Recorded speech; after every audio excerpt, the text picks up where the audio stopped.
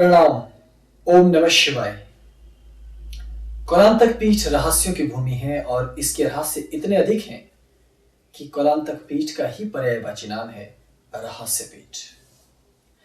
यहां कौन व्यक्ति इस पीठ का संचालन करता है ये कोई नहीं जानता। दिखता तो मैं हूं, लेकिन मेरे पीछे कोई और है, उनके पीछे कोई और है और उनके पीछे कोई और है। तो शिव से लेकर ये जो सनातन परंपरा चलती आ रही है, आदि परंपरा, जुगादि परंपरा, इस परंपरा का हर एक रहस्य अपने आप में बहुत ही गूढ़ और बहुत ही अलौकिक है। तो इसके अनेकों रहस्यों में से आज जिस रहस्य तत्व की हम बात कर रहे हैं वो है भाषा और लिपि। कौलांतक संप्रदाय के कौलाचार्यों ने, कौल योगियों ने, सिद्धनाथ योगियों ने अपनी विद्याओं को अपने साधकों तक गोपनीय माध्यम से पहुंचाने के लिए कुछ रहस्य धर्मी भाषाओं और लिपियों का चयन किया। और इन्हीं लिपियों में से कुछ लिपियां ऐसी भी थी जो जनसाधारण के हितार्थ दी गई, जिनमें से दो प्रमुख हैं। एक तो टांकरी लिपि है और दूसरा भूत लिपि है। ये दोनों अधिकांशतः प्रचलित लिपियां हैं, लेकिन इसके अतिरिक्त भी निगूढ़ लिपि, जिसे गूढ़ लिपि कहा जाता है, संकेत लिपि, इसके साथ देव लिपि और ब्रह्म लिपि, इस प्रकार से अनेकों अन्य लिपियां भी हैं। तो इन सभी लिपियों को अपने गुरु शिष्य परंपरा के माध्यम से ही कौलांतक संप्रदाय में आगे बढ़ाया जाता है और आपको भी उसी परंपरा से इसे सीखना चाहिए। किंतु दुख की बात यह है कि समय के अनेकों उतार चढ़ावों ने धीरे धीरे इन लिपियों का और इन परंपराओं का मर्दन कर दिया। समय ऐसा आलोड़ित और विलोड़ित हुआ कि इतने थपेड़ों के बीच, इतने झंझावातों के बीच लिपियां खो सी गई। वक्त ने मानो सब उजाड़ दिया हो। भारतवर्ष का ये दुर्भाग्य रहा कि युद्धों पर युद्ध होते रहे। पहले बाहर से शत्रुओं के युद्ध और भीतर अपने ही धर्म को मानने वाले विद्वानों के युद्ध। बस सब एक दूसरे को मिटा देना चाहते थे, खत्म कर देना चाहते थे।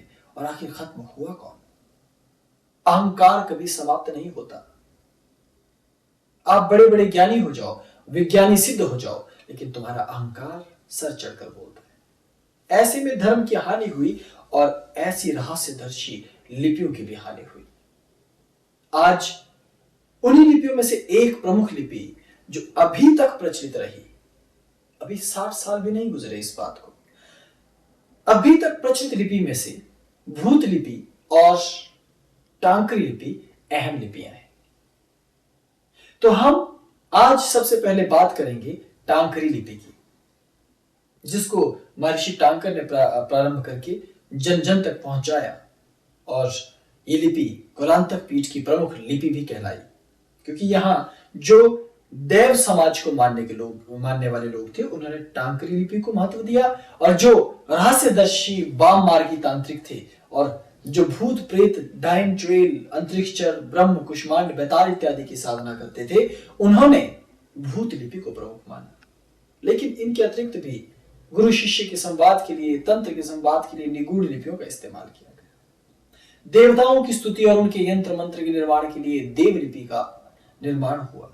आदिकाल से ये लिपियां चलती आ रही। तो मैं आपको इनके संबंध में भी ज्ञान दूंगा, लेकिन आज हम सबसे पहले बात कर रहे हैं टांकरी लिपि की।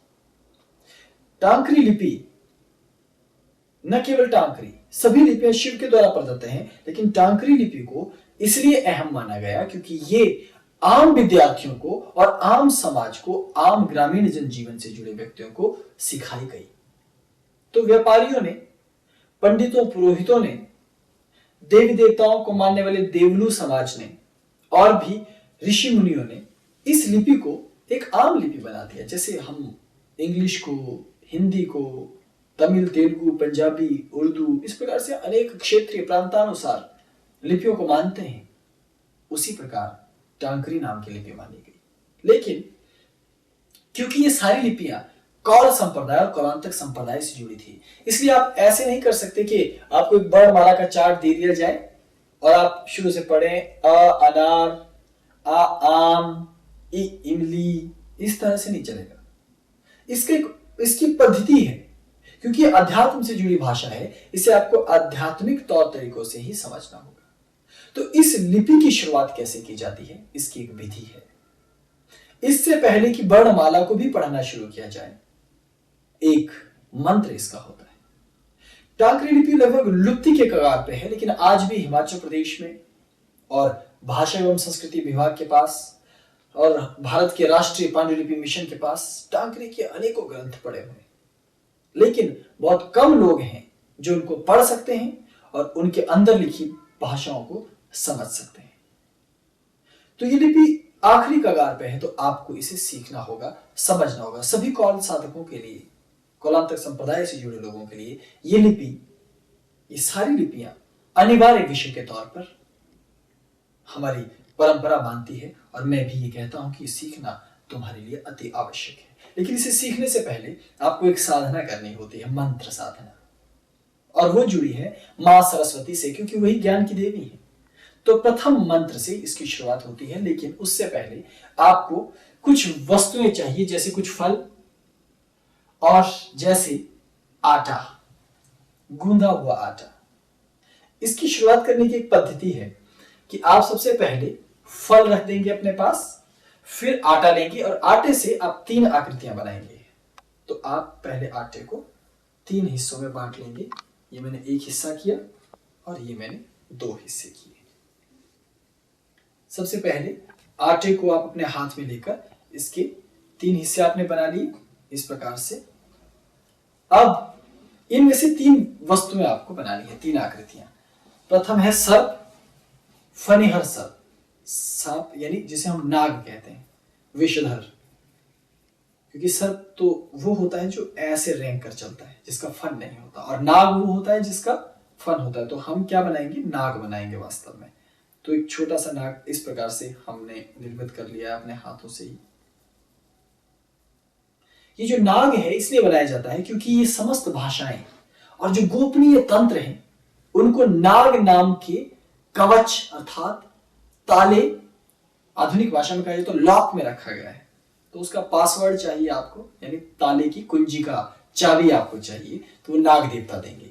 तो कौलाचार में नागों का बड़ा विशेष महत्व है। शेष नाग नागों में प्रमुख हैं, इसलिए उनकी स्तुति की जाती है।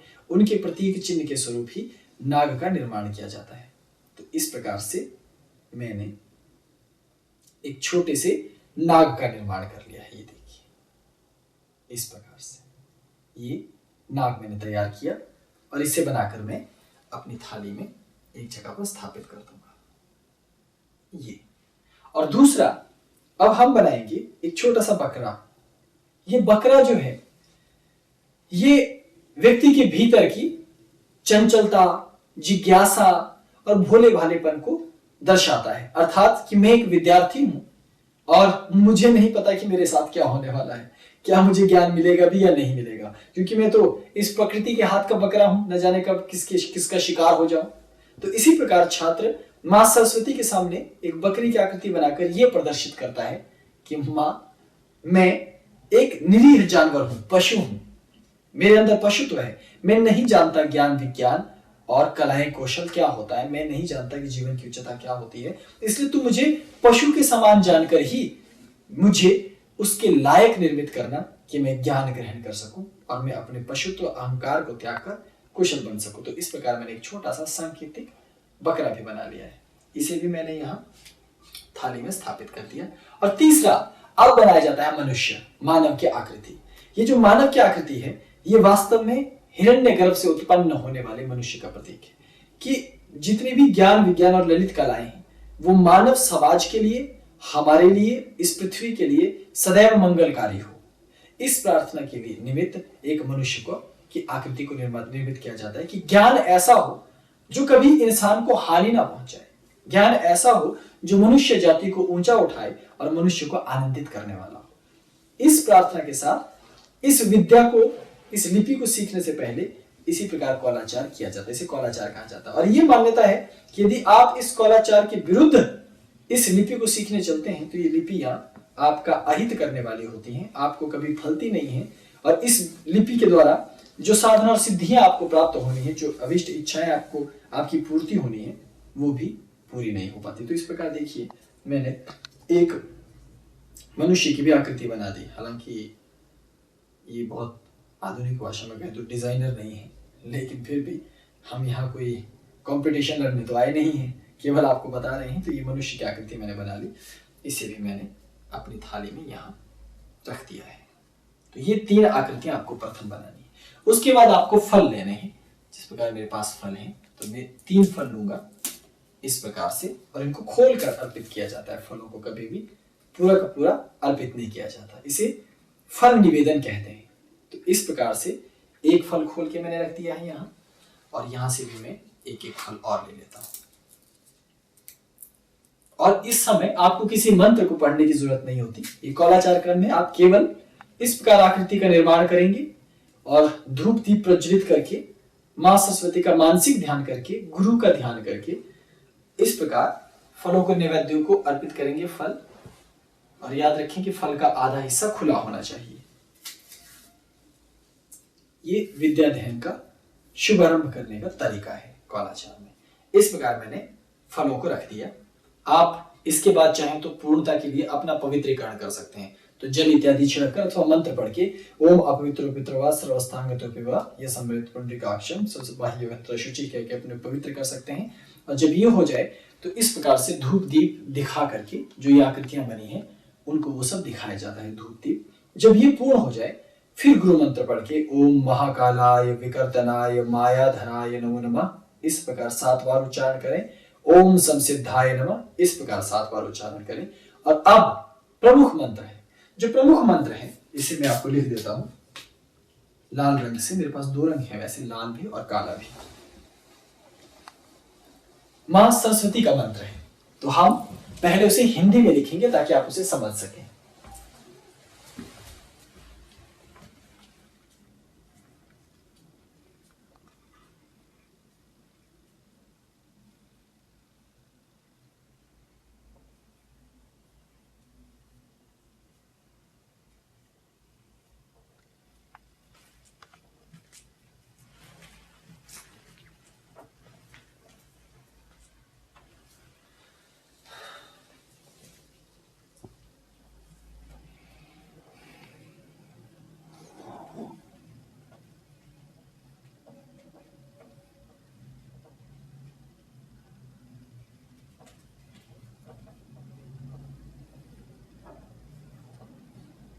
ये मंत्र है ओम सरस्वती 1 अंग 2 छींक सिद्ध होमा। ये छींक नहीं देखना, इस पर बिंदी नहीं है। छींक मतलब छींकना नहीं, 2 छींक। ये जो शब्द है छींक, मैंने टांकरी भाषा पर एक लघु व्याकरण तैयार किया है जो पीडीएफ के रूप में भी उपलब्ध है और पुस्तिका के रूप में भी उपलब्ध है। आप इसको देख सकते हैं और इससे इसे सीख भी सकते हैं। तो इसका अर्थ है कि ओम जो परब्रह्म परमात्मा पुरुष है, हिरण्यगर्भ है, जिससे मां सरस्वती प्रकट हुई है, वो मां सरस्वती 1 अंग मतलब जो उस ब्रह्मांड का, उस हिरण्यगर्भ का 1 अंग है, और 2 छींक मतलब उसमें से 2 हिस्सों में प्रकट होती है, एक अव्यक्त और एक व्यक्त। वह सरस्वती सिद्ध हो मां, मुझे सिद्ध हो, इस प्रकार से स्तुति की जाती है। तो इसको कैसे लिखा जाता है टांकरी भाषा में?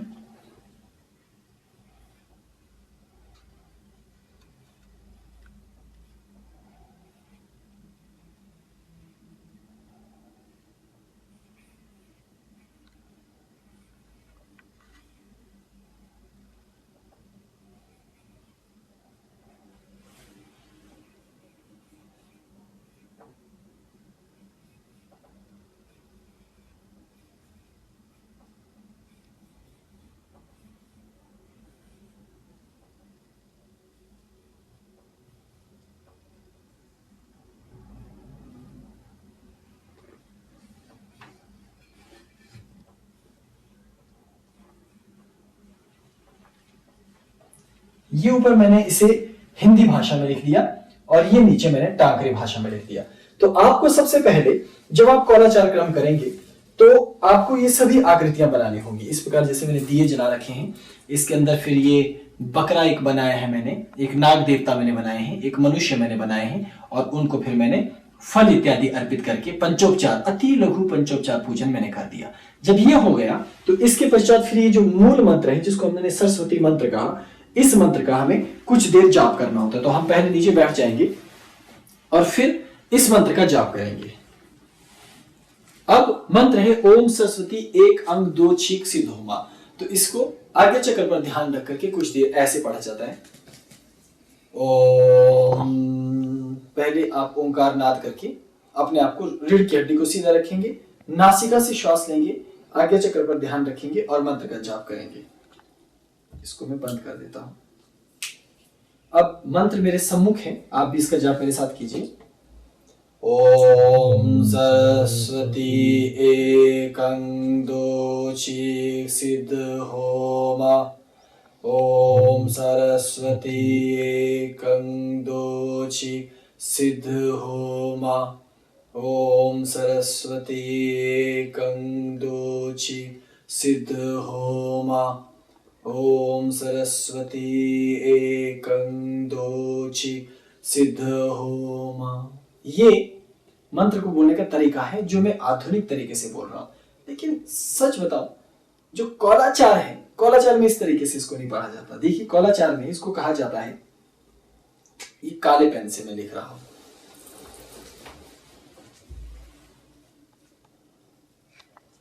मैं इसे टांकरी में लिख रहा था, मैं हिंदी में लिख देता हूं पहले। ओम सारस्वती, सरस्वती नहीं सारस्वती। ओम सारस्वती एक अंग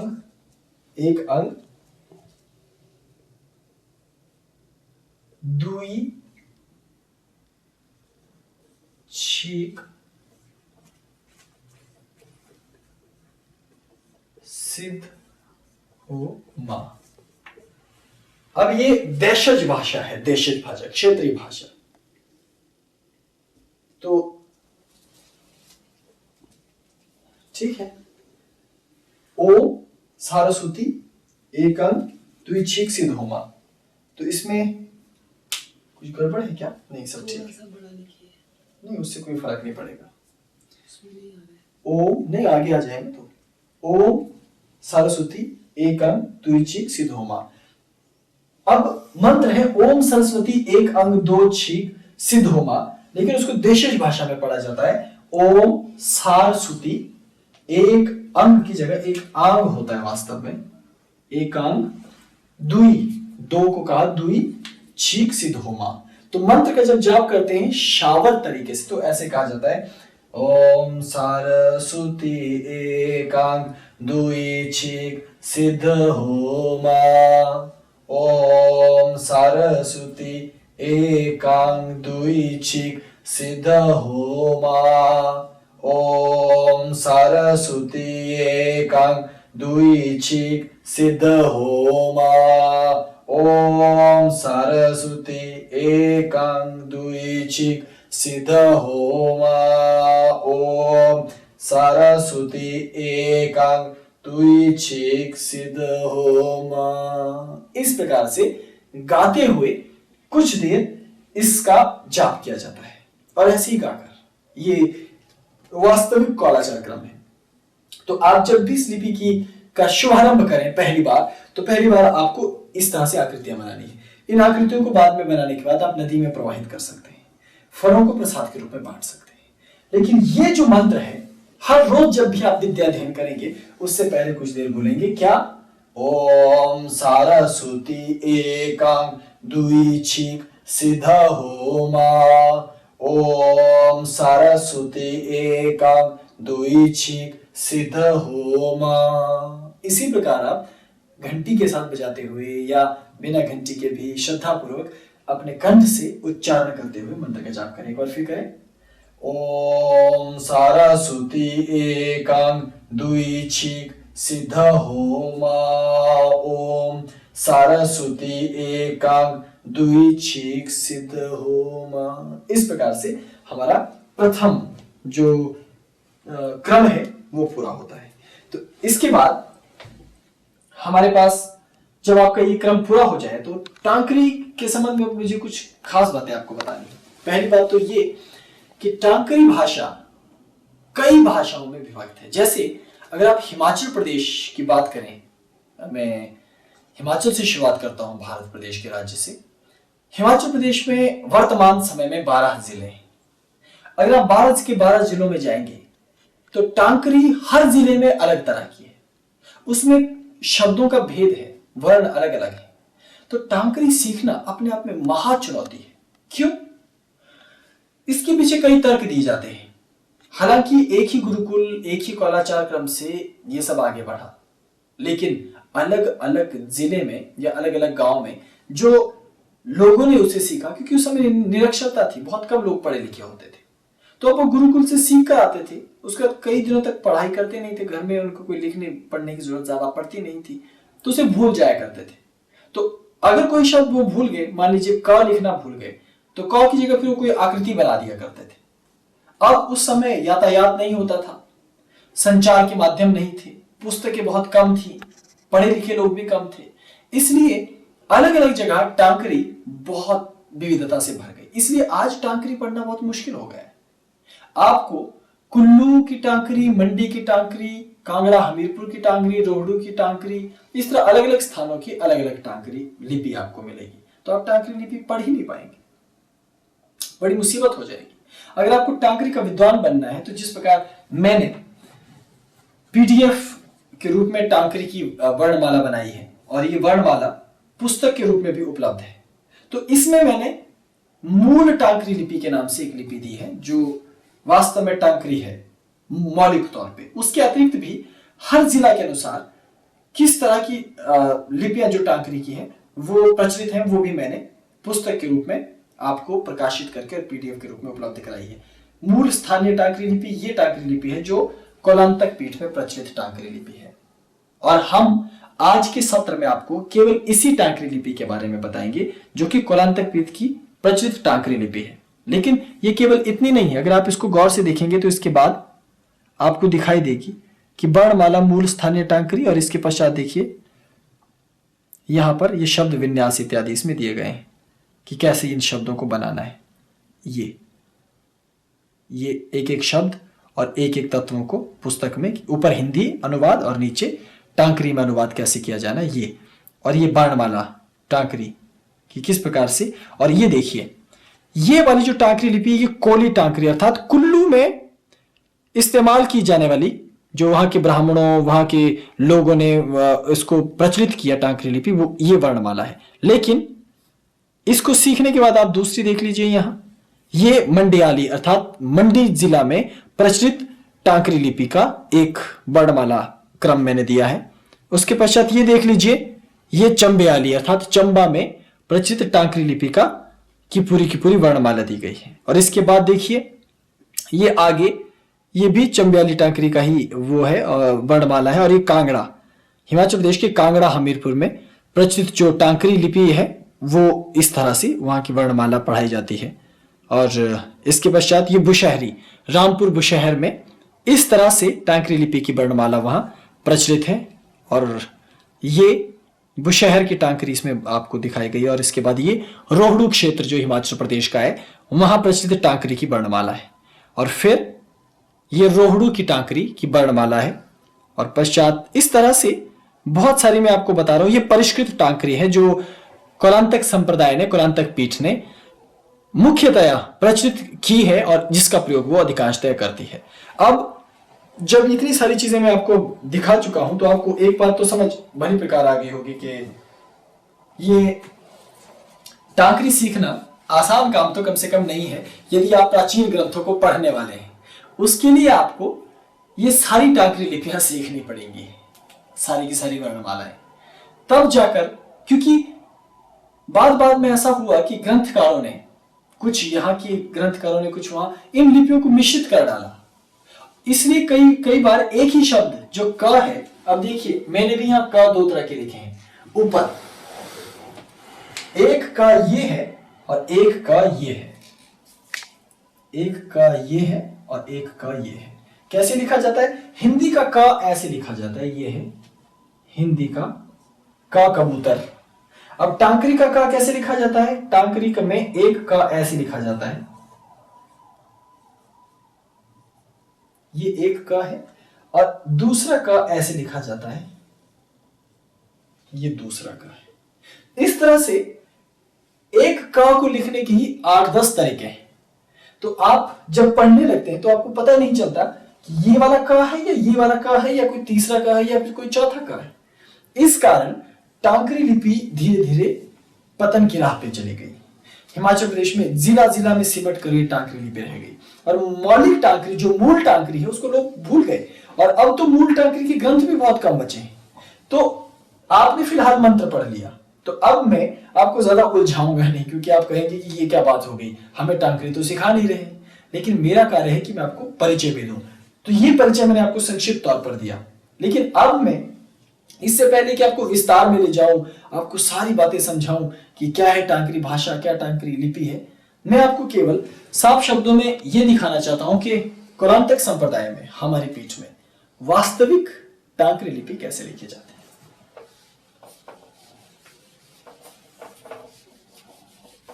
अभी तक मैं सिर्फ कुलांतक पीठाधीश्वर था, लगता है आज से मास्टर जी भी हो गया। पता नहीं बुरे दिन है या अच्छे दिन, पर जैसे भी है ठीक है। हाँ, तो अब शुरू करते हैं बच्चों, क्लास लगाते हैं आपकी। देखिए, ये सबसे पहले आप जब भी टांकरी लिखें ऊपर ओम लिखते हैं, तो 2 डंडे लगा के इस प्रकार, हिंदी की ऊ जैसा ही लेकिन 2 बिंदियों के साथ, ये ओम है ना। और आप कैमरा के पास जवाई नहीं मारेंगे क्योंकि वहां रिकॉर्ड हो रहा है वो, ये ओम है। अब आप ओम की बात देखेंगे कि अब जिस प्रकार देवनागरी की आपने वर्णमाला देखी है, वैसे इसका क्रम भी चलेगा। पहले आ,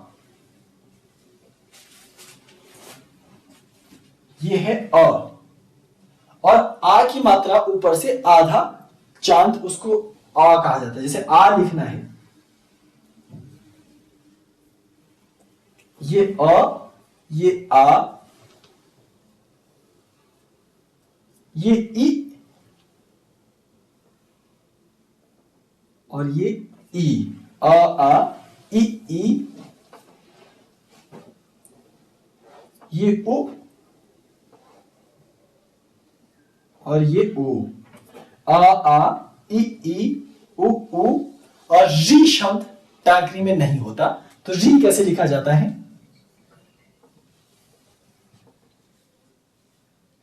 ऐसे। आधुनिक टांकरी में अगर आप क्षेत्रों के अनुसार देखिए तो कुछ क्षेत्रों में री शब्द भी है, लेकिन जो मौलिक टांकरी है, मूल रूप से टांकरी, उसमें बहुत सारे शब्द नहीं होते हैं, आपको उन्हें जोड़कर ही बनाना पड़ता है। तो ये है आ ई उ री, उसके बाद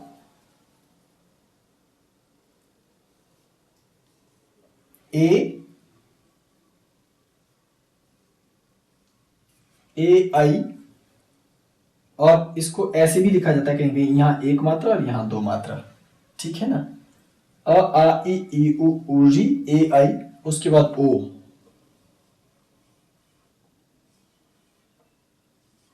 ओ में पूरा डंडा, और औ में भी 2 मात्राएं जैसे लिखी जाती हैं, अ वैसे ही है। ये हो गया ए आई ओ औ।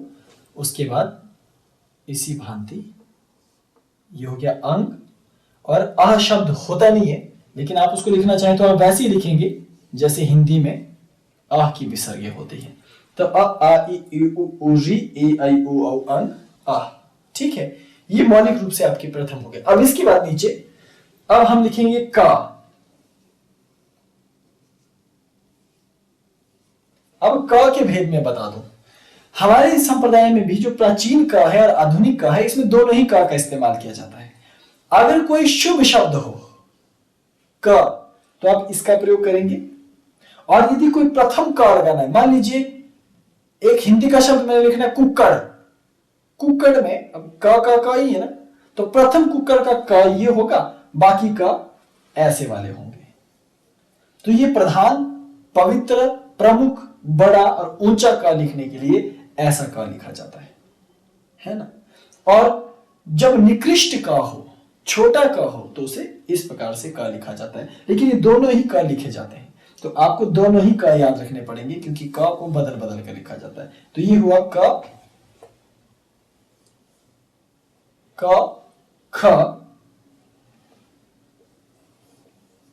ग, घ, क, ख, ग, घ। और अंगह नाम का जो शब्द है वो होता ही नहीं है ना। तो आपको इतना से ही काम चलाना पड़ता है। क, ख, ग, घ, उसके बाद च, च, छ, ज, झ, च, छ, ज, झ। झ को और भी कई तरीकों से लिखा जाता है, जैसे कि मैं आपको यहां से बताता हूं। इस पुस्तक में से झ लिखने के पीछे भी बहुत सारे झगड़े हैं। अब ये देखिए, अरे ये तो मैं जिस तरफ को घुमा रहा हूं उसी तरफ घूम जा रहा है। ये है च, छ, ज, और देखिए च, छ, ज, झ। ये मैंने च, छ, ज लिखा, ये मैंने झ लिखा, लेकिन मूल टांकरी में ये शब्द होता ही नहीं है झ। तो आप इसको जुगाड़ से लिखते हैं, जिसको हिंदी में जुगाड़ शब्द कहते हैं। झ कैसे लिखा जाता है? जैसे ये ज है, ज के ऊपर आ की मात्रा लगा के और इसके नीचे बिंदी लगा के भी झ बनाया जाता है, लेकिन मूलतः ये शब्द इस लिपि में नहीं होता, ठीक है ना। च, छ, ज और झ, ये यहां पर आपको मैं दिखाऊंगा। ये शब्द च है, ये छ है, ये ज है और ये झ है, देखिए। और उसके बाद अब आएगा ट, ठ, ड, ढ, न। ट बहुत आसान है क्योंकि हिंदी में ट ऐसे लिखते हैं, ऐसे, और टाकरी में ट ऐसे लिखते हैं। इसको आपने जोड़ दिया और ऊपर से बंद कर दिया तो ये ट हो गया। और ठ भी आसान है, हिंदी का ठ ऐसे होता है और टाकरी का ठ गोल करके ऐसे, ट, ठ। अब ये देखिए ड, ड ऐसे लिखा जाता है, ये है ड।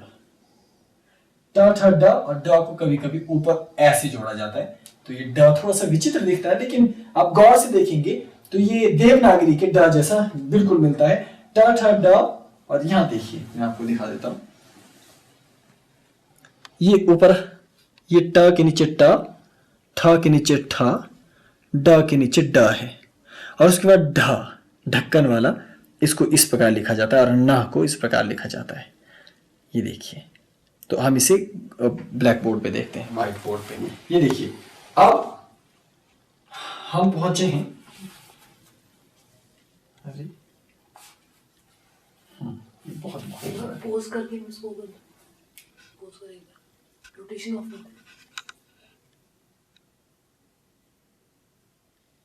कट जाएगा इसमें,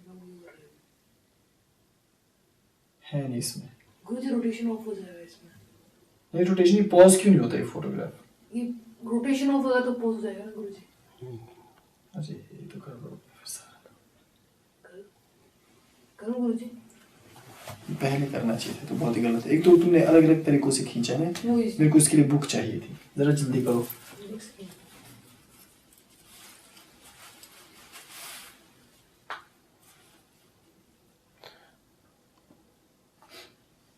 हो गया। आप जैसे भी खोलेंगे ना इसको जूम करना पड़ेगा साहब। है कहाँ वो? ये वाला नहीं है, नहीं, परिष्कृत टांकरी होना चाहिए लास्ट। आपको सिर्फ जूम करना है। नहीं पीछे ही है, पीछे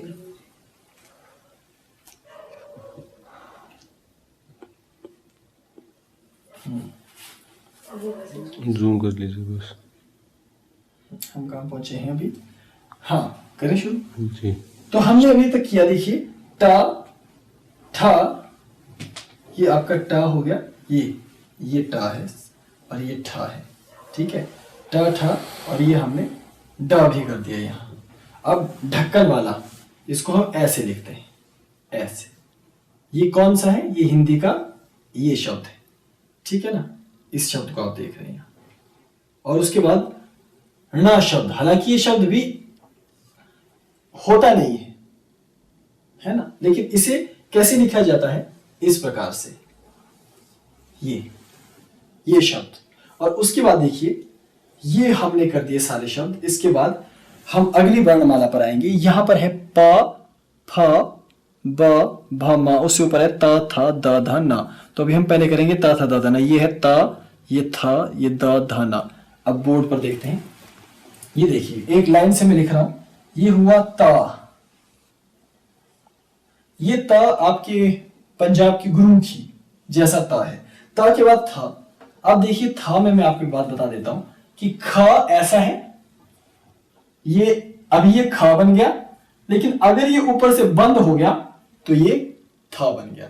अगर ऊपर का डंडा लगाना आप भूल गए तो वो ख होगा, अगर आपने ऊपर का डंडा लगा दिया तो वह थ होगा। तो त, थ और द दांत वाला द ऐसे लिखा जाता है, ये द हो गया। त थ द, उसका ध को ऐसे लिखा जाता है। त थ द ध न, नल, नल पर जल भर, ये हो गया त थ द ध न, त थ द ध न। अब इसके बाद अगली जो पंक्ति है मैं आपको दिखाऊंगा, ये है प फ ब भ म। अब बोर्ड पर देखते हैं इसे ही, देखिए प लिखते हैं ऐसे, ये प और फ के दो तरीके हैं, एक तो इतना ही फ होता है और कहीं कहीं इसमें एक डंडा भी लगा दिया जाता है। अब आप पूछेंगे इसमें अंतर क्या हुआ, वही क वाला अंतर। बड़ा क ऐसे लिखा जाता है और छोटा क ऐसे लिखा जाता है। ठीक वैसे ही बड़ा फ ऐसा लिखा जाता है और छोटा फ इसके बाद डंडा लगाया जाता है। जैसे बायोलॉजी में, हिंदी बायोलॉजी में हमारे शरीर में एक अंग है जिसको कहते हैं फुफ्फुस, है ना। तो फ 3 बार लगेंगे, तो पहला फुफ्फुस लिखने के लिए हमें पहला फ ऐसे लिखना पड़ेगा, ये बड़ा फ हुआ तो इसको छोटी को मतलब फू, और फिर फुस लिखना होगा, तो फिर हम इसको दोबारा ऐसा करके और ऐसे और यहां आगे फिर सा लिख देंगे, तो ये शब्द बना फुफ्फुस, है ना मुश्किल। तो थोड़ी सी बात है, यहां पर कुछ बड़ा कुछ छोटा ऐसा चलता है जो हिंदी में नहीं चलता, तो इस चीज का आपको थोड़ा सा भेद ख्याल रखना होता है। तो प हो गया, फ हो गया, उसका ब या की तरह ही लिखा जाता है, लेकिन हल्का सा पेट बीच में से खाली छोड़ के, ये हुआ ब, प फ ब, उसके बाद भ भालू, ये गुरुमुखी की तरह ही है। गुरुमुखी में भी भ शायद ऐसे लिखा जाता है, इसका पेट खाली होता है, तो ये भ हो गया। और माँ को माँ की तरह लिखा जाता है, लेकिन बस फर्क इतना है कि ऊपर से इसे बंद नहीं किया जाता, आगे को बढ़ा के ऐसे, तो ये हो गया प फ ब भ म, ये। और इसके बाद आप देखिए, ये है य र ल व श, है ना, य ऐसे, और ये र, ये ल, ये श, और ये श्र। और ये शब्द होता नहीं है, देखना, ये जो श्र श्री हमने लिखा है, ये शब्द यहाँ, ये शब्द बाद में इस परिष्कृत टांकरी में जोड़ा गया है, क्योंकि जब श्रीमान, श्री विद्या, श्री संपदा लिखना था तो इस शब्द का प्रयोग किया गया। तो हम देखेंगे इसको कैसे करेंगे। ये हो गया यहां से य र ल ब श, है ना। तो यहां लिखते हैं, देखिए य को य की तरह ही लिखेंगे और ऊपर से बंद, पूंछ थोड़ी पीछे, य, र को भी गुरुमुखी की तरह र, और इसको कभी कभी ऐसे बीच में भी लिखा जाता है। य र, ल को ये खुला ही छोड़ दिया जाता है, ये ल होता है, य र ल। उसके बाद व, जो दूसरा व है वो मां की तरह होगा, लेकिन ऊपर से पूरा बंद होगा, मां बंद नहीं होगा, लेकिन ये बंद होगा ऊपर से, ठीक है। व। अब श्री वाला श्र, ये शब्द जो है श्र, इसको कैसे लिखते हैं, ये देखिए एच, इंग्लिश के एच की तरह, इंग्लिश के एच की तरह ये शब्द श्र होता है, लेकिन इसको आमतौर पर इस्तेमाल नहीं किया जाता। जैसे मैंने लिखना है कि श्री विद्या, तो वास्तव में श्री विद्या ऐसे लिखी जानी चाहिए थी, ये हुआ श्री, ये हुआ विद्या, ये हुआ ना श्री विद्या, लेकिन ऐसे नहीं लिखा जाता। श्री विद्या को ऐसे लिखा जाता है, श्री ऐसे लिखा जाता है। मुझे आज तक इस बात की खुद को जानकारी नहीं पता है कि इस श्र को लिखते कहां है, क्योंकि इतना लंबा अरसा मुझे हो गया टांकरी लिपि सीखते हुए, टांकरी पे काम करते हुए, कभी भी मैंने इस श्र को कहीं इस्तेमाल करते नहीं देखा। जबकि मुझे पता है कि बड़ा श्र और छोटा श्र होगा, झगड़ा वही, लेकिन बावजूद मैंने कभी भी इस बड़े श्र शब्द को लगाते नहीं देखा। आमतौर पे मैंने कहां इसे लगाते देखा, जैसे अगर मैंने अपने गुरु का नाम लिखना हो, श्री सिद्ध सिद्धांत नाथ जी महाराज, तब मैं इस श्र का इस्तेमाल करता हूं। या मेरे को भगवान शिव का नाम रखना, श्री शिव शंकर भोले, तब मैं ऐसे लिखता हूं। लेकिन श्री विद्या लिखना हो तब मैं ऐसा नहीं लिखता। जब स्त्रैण शब्द होते हैं तब इसी तरह के शब्दों का श्री का इस्तेमाल किया जाता है। तो ये थोड़ा सा झंझट वाला विषय है, लेकिन फिर भी आगे देखिए आप, यार लव श्र तक आपका हो गया। फिर है शा शलगम, शा षटकोण, सा हा क्ष त्र ज्ञ, और उसके बाद एक और शब्द होता है ज्ञ के बाद क्या शब्द होता है जो हिंदी में नहीं होता। और वर्णमाला में ध्या शब्द भी होता है, विद्या का ध्य। हिंदी वर्णमाला में ध्या शब्द लिखा नहीं होता है, लेकिन बाद में आपको पढ़ाया तो जरूर जाता है। तो ये शब्द भी हम देखें। आइए अब हम यहां देखते हैं शा शलगम वाला कैसे लिखा जाता है। शा के ऊपर से एक डंडा, नीचे एक गोला, नीचे से यह जोड़ दीजिए, ये हो गया शा। ठीक है, शा के बाद बड़ा शा, षटकोण वाला, इसे ऐसे लिखा जाता है, ऐसे यहां से घुमाकर ये ऐसे, ये बड़ा श हो गया श श। उसके बाद फिर स ला लिख लीजिए हिंदी वाला, और उसके ऊपर से बंद कर दीजिए, तो ये हो गया स के बाद हा जैसे 5 लिखा जाता है, थोड़ा सा पीछे पूंछ निकाल के वैसा 5, ये है हा। और हा के बाद हम पहुंचे हा, श स ह, उसके बाद क्ष, क्ष क्षत्रिय वाला, ये का की तरह लिखा जाता है लेकिन ऐसे इसको टच किया जाता है। ठीक है, उसके बाद त्र, जैसे त्रिशूल का त्र, तो इससे 3 की तरह त्रिशूल के त्र होता है। और उसके बाद ज्ञ, ज्ञ जो शब्द है, जिसको ज्ञ से ज्ञानी कहा जाता है, तो उसे ऐसे लिखा जाता है, ये शब्द ज्ञ है। ठीक है, ज्ञ ज्ञानी। ज्ञ के बाद अब क्या शब्द, क या क्या, पहले मैं क्या हिंदी में लिख लेता हूं, इसे मिटा दूं, क्योंकि क्या शब्द आपको इसलिए समझ नहीं आएगा क्योंकि ये शब्द होता ही नहीं है हिंदी में, तो हिंदी की वर्णमाला में होता नहीं है। लेकिन बहुत सारे मंत्र हैं जिसमें इस तरह के शब्द अक्सर प्रयोग करने पड़ते हैं, जो बीज मंत्रों में, और खास करके जो तांत्रोक्त मंत्र होते हैं उसमें कुछ विचित्र ध्वनियां निकालने के लिए इस शब्द की जरूरत पड़ती है। तो क्या हिंदी में ऐसे लिखा जाएगा,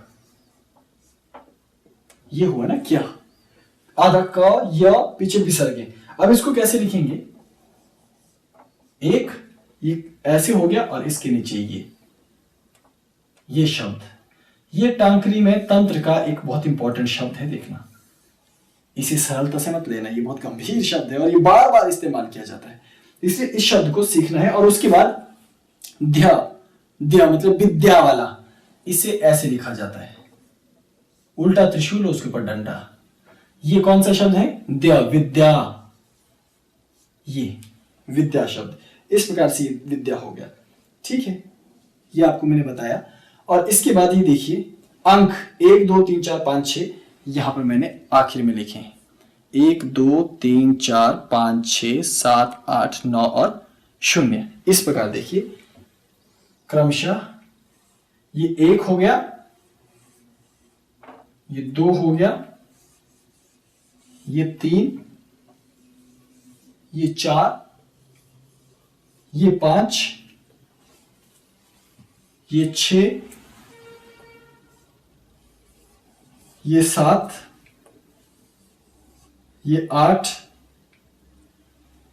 1 2 3 4 5 6 7, और ये 8, और कुछ गड़बड़ है, ये 1 2 3 4 5 6 7 8, और ये 9, और ये 0, सब ठीक है। ये अंक लिखने का तरीका, लेकिन ये यूनिवर्सल नहीं है कि आप सोचे इसी क्रम में इसको लिखा जाता है। जैसे मैं आपको बताता हूं, ये तो मैंने आपको वो बताया जो कोलांतक पीठ की प्रचलित लिपि है, लेकिन कोलांतक पीठ में भी मतभेद है। अब देखिए, जो मैंने अपने गुरु से सीखी है, ये मैंने आपको पीठ की परंपरागत बताई, लेकिन जो गुरुदेव श्री सिद्ध सिद्धांत नाथ जी महाराज ने मुझे करवाई गिनती, मुझे कैसे याद है, मैं एक ऐसे लिखता हूं, 1 2 2 और 3 और इसके बाद ये 4, इसके बाद ये 5, और 5 के बाद ये 6, 6 के बाद ये 7, 7 के बाद फिर ये 8, 8 के बाद फिर ये 9, 9 के बाद ये 0। और इस तरह से भी लिखा जाता है, ये 1 और ये 2, ये 3 और ये 4, ये 5, ये 6, 7, 8, 9 और 0। तो गिनती लिखने के बहुत से तरीके हैं।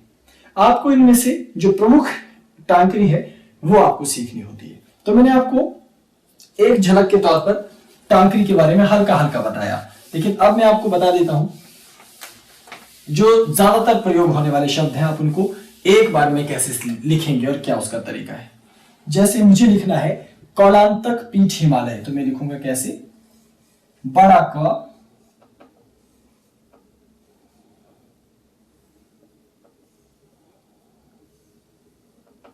क,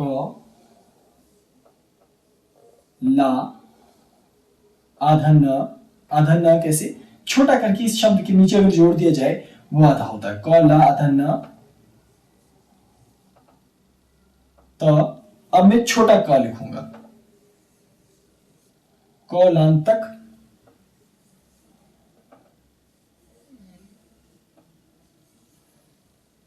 कौलांतक पीठ, और यहां आएगा कौलांतक पीठ हिमालय।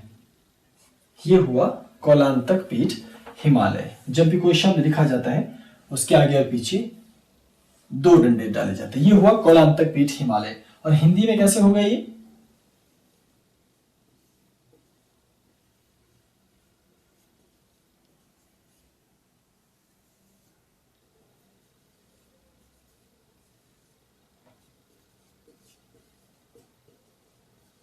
कौलांतक पीठ हिमालय, कौलांतक पीठ हिमालय। अब महायोगी सत्येंद्रनाथ कैसे लिखेंगे, म, ह, आ की मात्रा महा, य, ओ की मात्रा ग, बड़ी ई की मात्रा स, फिर त, आधा त, तो वो नीचे से जुड़ेगा, ये य, ए की मात्रा, फिर बिंदी या आधा न, तो मैं आधा न लगाता हूं तो इसको भी फिर नीचे, आधा न, स त ये आधा न, फिर द्र, द, द के नीचे छोटा र, द्र, सत्येंद्र नाथ, ना, और ये सत्येंद्रनाथ, महायोगी सत्येंद्रनाथ। ये इस प्रकार से टांकरी को लिखा जाता है। तो ये टांकरी लिखने का एक सरल सा तरीका है, लेकिन मुझे मालूम है कि इतनी आसानी से आप इसको देखकर नहीं समझ सकते, तो आप कौलांतक पीठ को ईमेल कर सकते हैं, कौलांतकपीठ@gmail.com। अब ये तो टांकरी में मैं नहीं लिख सकता, इंग्लिश में बता रहा हूं।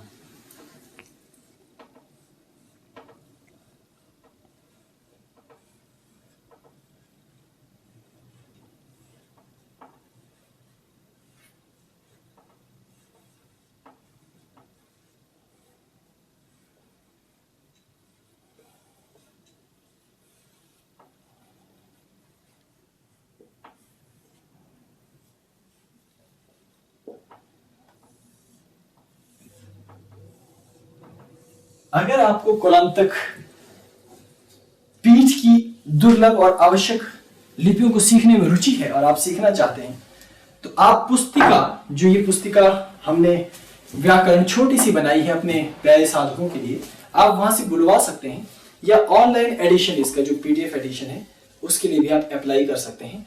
और इसमें पीडीएफ एडिशन में हर तरह की टांकरी की वर्णमाला आपको दी गई है और आपको बताया गया है कि कैसे आप शब्दों को लिखेंगे और क्या इसकी परंपरा है। तो इसकी जो पूजन विधि है वो भी मैंने आपको बता दी, बहुत ही सरल सी, और लिखने के लिए तमाम पद्धति भी मैंने आपको बता दी। अब इससे पहले कि मैं इस विषय को विराम दूं, इसकी मात्राओं के बारे में मैं आपको बता देता हूं, जो कि बहुत ही महत्वपूर्ण है कि कैसे उनको लिखा जाता है।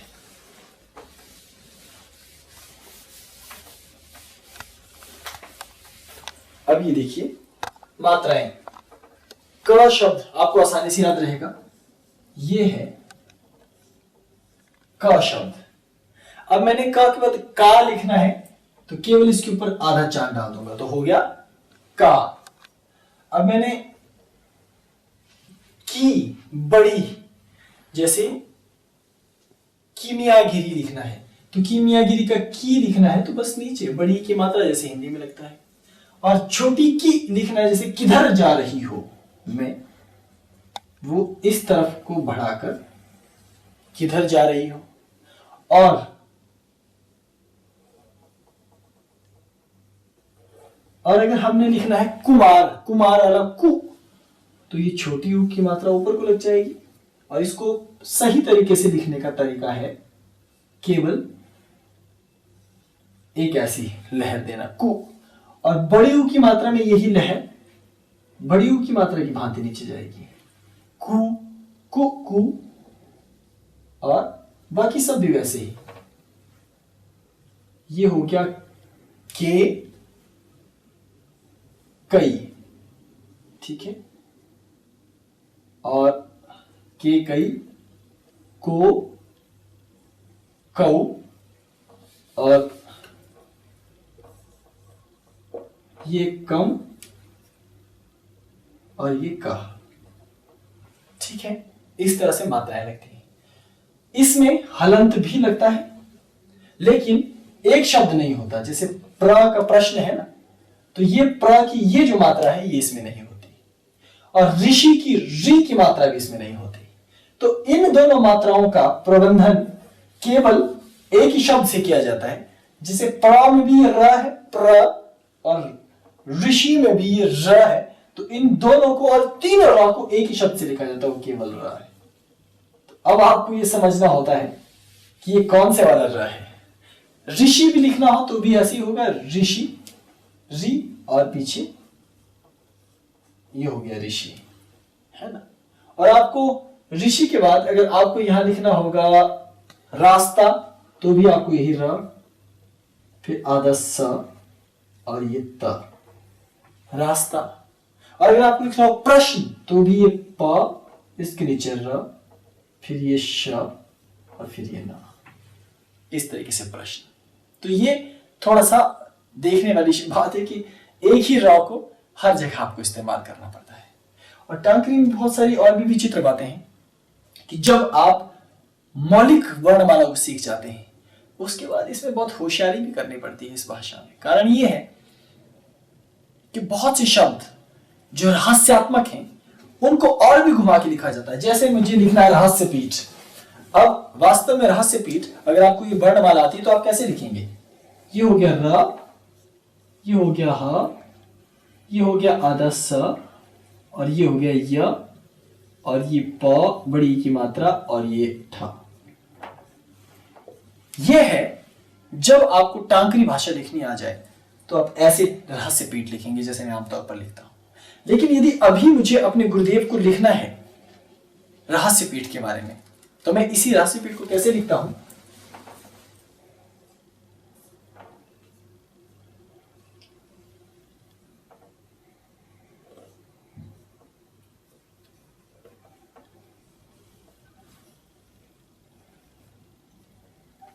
ऐसे। अब इसमें और इसमें जरा सा ही अंतर है, आप देखेंगे। लेकिन जिस आदमी को, जिस साधक को इस उपरोक्त पंक्ति को पढ़ने का अभ्यास पड़ गया हो, इसको थोड़ा घबरा कर पढ़ेगा। तो शब्दों को थोड़ा तोड़ मरोड़ करके प्रस्तुत किया जाता है, और कभी कभी इन शब्दों को इस तरह की आकृति दी जाती है कि देखने वाला अचानक घबरा जाता है कि ये शब्द कौन सा है। इसको रहस्यात्मक लेखन कहा जाता है, लेकिन शब्द वही रहता है। तो ये पद्धतियां आपको बाद में सीखने को मिलेगी जब आप इसे सीख जाएंगे। तो प्रथमतया आपको केवल मंत्र का जाप करना है। ओम सरस्वती एकाम दुई चिक सिद्ध होमा। इसी मंत्र का जाप करके आपको इस वर्णमाला को सीखने का अभ्यास करना है। तो अगर आपको यहां वर्णमाला में जिस तरह से मैंने समझाया, क्योंकि जल्दबाजी में समझाया सब कुछ, नहीं समझ आई है तो आपको हमने कौलांतक पीठ@gmail.com आपको बता दिया है। आप वहां पर निवेदन कर सकते हैं। कुलांतक पीठ की वेबसाइट पे जाकर निवेदन कर सकते हैं। ये भाषा और इससे संबंधित जो सामग्री होगी वो आपको उपलब्ध करवाई जाएगी ताकि आप इसे सीख सकें। और जब आप इसे सीखेंगे तभी आप कुलांतक पीठ की दिव्य भाषाओं और बोलियों को जानेंगे। तो अभी मैं केवल इतने में ही विराम दूंगा। आपको ना तो कुल्लू की टांकरी, मंडी की टांकरी और टांकरी की विविधता, मिश्राचार, ये सब नहीं मैं बता रहा। मैं केवल कोलांतक संप्रदाय में प्रचलित टांकरी लिपि के संबंध में मैंने आपको बताया है। लेकिन अगर आप स्थानीय स्तर पर टांकरी की पुस्तकें पढ़ना चाहते हैं तो आपको जो वर्णमाला क्या जो व्याकरण मैंने तैयार किया है उसे मंगवाना होगा। उसमें हर जिला की, हर क्षेत्र की टांकरी की वर्णमाला दी गई है। आप उससे अध्ययन करके उसे आगे सीख सकते हैं। अभी आज मास्टर जी को छुट्टी दे दीजिए। आपसे प्रार्थना है कि आप सीखिए। हम आपको फिर भविष्य में नई लिपि लेकर आएंगे जो बहुत ही फेमस है, जिसे भगवान शिव ने किसे दिया? दैत्य गुरु शुक्राचार्य को। क्यों? क्योंकि बृहस्पति ने, देवगुरु बृहस्पति ने ये लिपियां, देवलिपि, टांकरी लिपि, खरोष्ठी लिपि, ब्राह्मी लिपि, ये सारी लिपियां दैत्यों को देने से इनकार कर दिया। तब महातपस्वी, तंत्र में श्रेष्ठ, साधना में श्रेष्ठ, नीति में निपुण, विवेकशील, चातुर्यवान और कोलांतक पीठ के पीठाधीश्वर भी रह चुके। वैसे तो बृहस्पति भी हमारे पीठाधीश्वर रह चुके हैं, लेकिन शुक्राचार्य जी ने वो लिपि शिव से प्राप्त की और अपने दैत्यों को प्रदान करके उन्हें शिक्षा दीक्षा दी। और वो लिपि है भूत लिपि। तो प्रतीक्षा कीजिए, तब तक टांकरी सीखिए। तो वादा है जल्द ही हम लेकर आएंगे आपके लिए एक विशेष लिपि, भूत लिपि, जिसको सीखने का तरीका बिल्कुल अलग है, सबसे अलग। तो जल्द ही भूत लिपि आएगी। तब तक प्रतीक्षा कीजिए। बोलिए जय भोलेनाथ। ओम नमः शिवाय। प्रणाम।